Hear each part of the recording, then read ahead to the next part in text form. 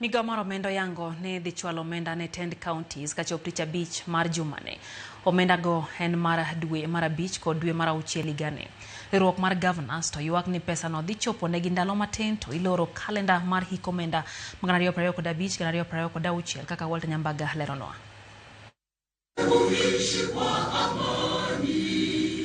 Kinde romo mane okelo kanyakla sirkal mamalo to kod sirkal mar kaunti e bwo duol mar bajet kod uchumi ywak ka mane migawo mar omenda oyango ni sirkal dhi chwalo ne counties omenda kochopo chieng' tich abich mar jumane.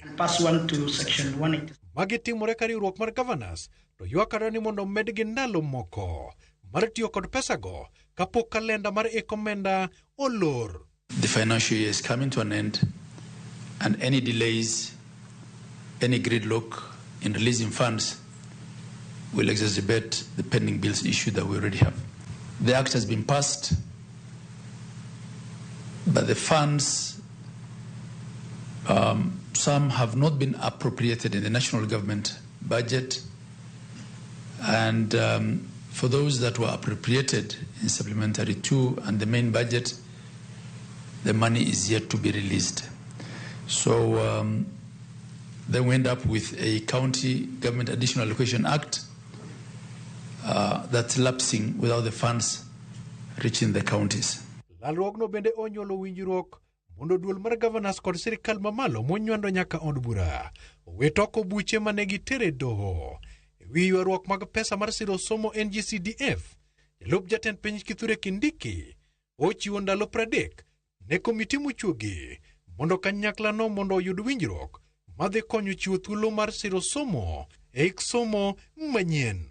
So you are a county governor, you have a county integrated development plan, and one member of parliament comes with a budget bigger than your water ministry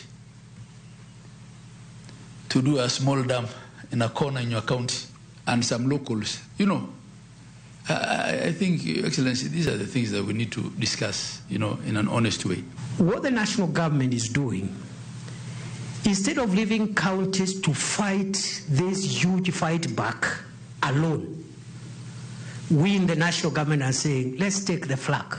Some of the things here we are calling disputes and conflicts are very minor issues, inconsequential, and they are expected.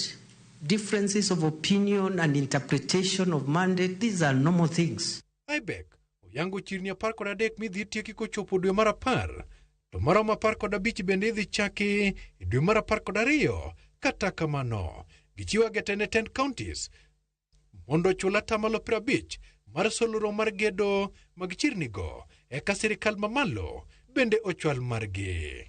Because first we say the two levels should never compete with each other. They must respect each other and consult and agree and cooperate and move on, because we have only one government of the Republic of Kenya. Ekata doko ni duol mar budget kanyakla kod uchumi mar piny owacho mamalo kod counties ogike winjruok ni omenda mar counties ibi chwal tich abich mar jumane. Penjo dong ni to bende counties ni kod thuolo moromo mar tiyo kod pesago. Koso pesago prodok ke agulu mar piny owacho. Walter Nyambaga, Ramogi TV. Karen, Nairobi.